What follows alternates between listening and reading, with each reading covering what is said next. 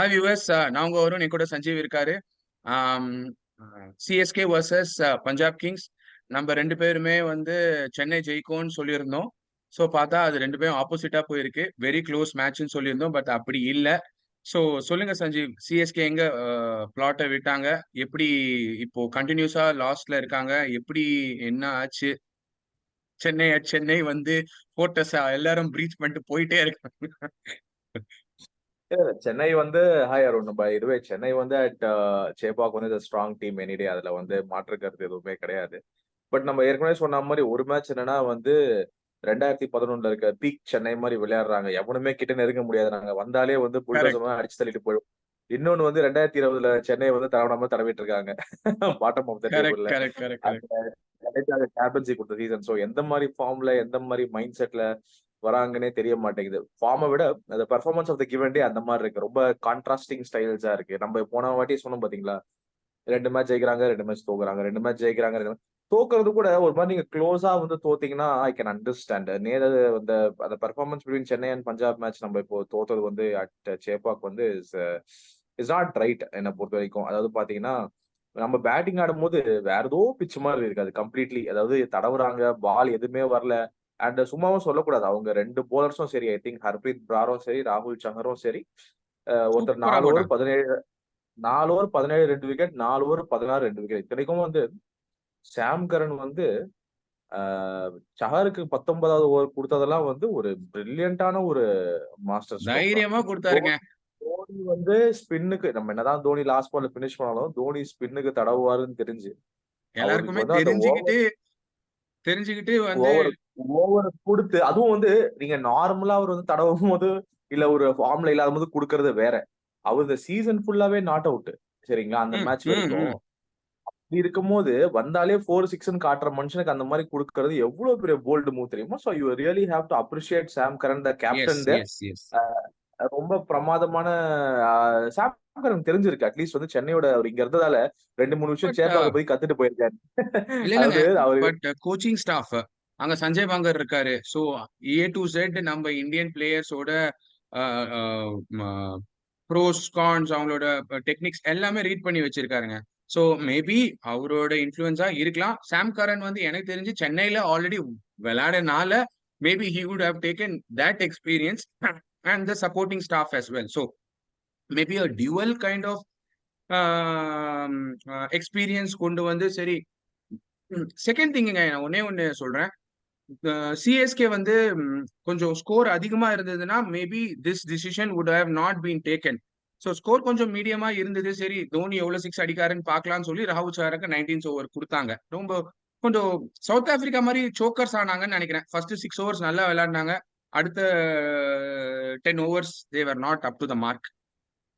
இல்ல. சவுத் ஆப்பிரிக்காவ நம்ம இங்க உள்ள கொண்டு வர முடியாது. ஏன்னா, அது அவங்க வந்து டோர்னமெண்ட்ல சோக் பண்றவங்க. நம்ம ஒரு மேட்சுக்குலாம் அப்படி சொல்லக்கூடாது. இல்லங்க, இப்போ வந்து ஆஃப் லேட் வந்து கிரிட்டிக்கலான இந்தியன் சிச்சுவேஷன் டீமே பாருங்க. இந்த மேட்ச் இல்ல ஜெயிச்சிருந்தா ஆஃப் லேட் ஓரளவுக்கு வந்து பிளே ஆஃப்ஸ் ஆயிருக்கும். ஆஃப் லேட் வந்து இந்தியன் டீமே சோக்கிங் தான். அதனால நம்ம சவுத் ஆப்பிரிக்காக்கு போனா நம்ம வீட்லயே அசிங்கத்த வச்சுக்கிட்டு எதுக்கு பக்கத்து வீட்டுக்கு போய்க்கிட்டு. Anyway point is this funny conversation apart. Point is you have to accept that Punjab bowled really well on Chennai. Yes. அவங்களுக்கு பிட்ச் என்னன்னு தெரிஞ்சிருக்கு. 3 பிளேயருங்க. 3 பிளேயர் வந்து 4 ஓவருக்கு 24க்குள்ள குடுக்குறாங்கன்னா 3 போலர்ஸ். அண்ட் அதாவது 4 ஓவர் 16 ராகுல் சஹர், 4 over 17 Harpreet Brar, 4 over 23 Rabada. அதாவது 12 ஓவர்ல நீங்க லெஸ் தென் ரன் பால் தான் அடிக்க முடியுது அப்படின்னும் போது, ம். அது இல்லாம இவங்க 3 பேர் சேர்த்து 5 விக்கெட்டோட எடுத்திருக்காங்க. Correct. Match is over there. எனக்கு ஒண்ணே ஒண்ணு ஓகே. தான் புரியல. ரஹானே பேக் பண்றாங்க, ஐ கேன் அண்டர்ஸ்டாண்ட். இப்போ நம்ம அந்த சீசனை வாட்சன் பேக் பண்ணிட்டு கூட ஃபைனல்ஸ்ல அவர் அடிச்சு கொடுத்தாரு பாத்தீங்களா? அந்த சீசன் கூட வந்து பாத்தீங்கன்னா Watson is a potentially flashy guy. அந்த சீசன் ஃபுல்லாவே ஹி காட் ஸ்டார்ட்ஸ். ஆனா அவரால் அடிக்க முடியல. இந்த வாட்டி இவங்க ரஹானே பேக் பண்றாங்க for the opening slot. I completely get it. ஆனா அவர் எப்படி அதை டிரான்ஸ்ஃபார்ம் பண்ண போறாரு to big score? I don't see them benching Rahane. CSK is a team which is known for இது. வாட்சன் கூட சொல்லியிருந்தாரு நினைக்கிறேன். அவரே சொல்லியிருந்தாரு CSK is a team known for அந்த பிளேயர் எல்லாம் அப்படியே பேக்கப் பண்ணி இந்த 11 மாத்தவே மாட்டாங்க. டாஸ்ல எப்போ தோனி வந்தாலும் we are going with the same விட்டு போயினே இருப்பாரு. யார் வச்சு ஆமா, தள்ளி ஆமா, போட்டாரு. ஆமாங்க. ஆமா. ஃபார் டூ மெனி சேஞ்சஸ்னு ஃபீல் ஆகுது. ஒன்னு கரெக்ட். வந்து I would say this impact பிளேயரை வச்சு உள்ள கொண்டு வராங்க. That is a basic understanding ஒன்னு. இன்னொன்னு வந்து பாத்தீங்கன்னா தேர் இஸ் இந்த ஓப்பனிங் காம்பினேஷன் ஃபிகர் அவுட் பண்றன்ற பேர்ல ரச்சின் ரவீந்திராவை எனக்கு தூக்கிட்டு தெரிஞ்சு ரஹானே வாழ வச்சு மிச்சல் 50 ரன் அடிச்சாரு போன மேட்ச். நீங்க ரன்ஸை வந்து வந்து இது பண்ணணும், விக்கெட் விழுந்துச்சு, ரன்னை வந்து ஒரு ஹீட்டர் வேணும்னா சமீர் ரிஸ்வியை கொண்டு வந்தீங்க. அவர் 20 பால் 20 ஆடு அடிச்சுட்டு போனா அதுக்கு மிச்சலே வந்துருக்கலாமே, அதுக்கப்புறம் 6 அடிச்சிருப்பார்ல. சோ அந்த கரெக்ட். கான்ட்ரவர்ஷியல் அந்த ஓவர் 19th ஓவர்ல மிச்சல் 2 ரன் ஓட்டத்தை பத்தி நம்ம எதுவும் பேச வேண்டாம் இப்போதைக்கு, அப்புறம் பேச வேணாம். பேசிக்கலாம். அது வந்து நம்ம இந்தியன் டீம்ல எந்த ஒரு ரன்னர் இருந்தா கூட தோனி ஸ்ட்ரைக்னா ஓடவே மாட்டாரு. நானே அடிச்சுக்கிறேன்டா சிக்ஸ் இருடா. இது வந்து I heard two sides of the argument. நம்ம பேச வேணாம்னு சொல்றதுக்கு ஒன்றும் கிடையாது. ஏன்னா வந்து I heard two sides of the argument. ஒருத்தர் என்ன சொல்றாங்கன்னா மிச்சலுமே வந்து ஈக்குவலா வந்து அடிப்பாரு, நீங்க வந்து டிஸ்ரெஸ்பெக்ட் இல்லங்க, ஐ டோன்ட் பண்ணக்கூடாதுன்றது திங்க் ஒரு சோ. கும்பல். இல்ல டிஸ்ரெஸ்பெக்ட் பண்ணக்கூடாதுன்றது ஒரு கும்பல். இன்னொரு கும்பல் வந்து இந்த மாதிரி எனக்கு வந்து பர்சனலி என்ன ஃபீல் ஆச்சுன்னா, Dhoni is not somebody who's going to stat pad runs வந்து எனக்கு வேணும்னு சொல்லி பண்றவர் கிடையாது. எப்பவுமே he puts the team's need up front. தனக்கு குழந்தை பிறக்கும் போதே வந்து எனக்கு வேர்ல்ட் கப்ல இருக்கேன், நான் இந்தியாவுக்கு ஒரு நேஷனல் டியூட்டில இருக்கேன்னு சொல்லி போனவர் அவர். So I always believe like he'll put the team's interest up front. என்னோட கரெக்ட். பர்சனல் தாட்ஸ் என்னன்னு கேட்டீங்கன்னா, அந்த ஒரு ஆஸ்பெக்ட்ல வந்து அவரு வந்து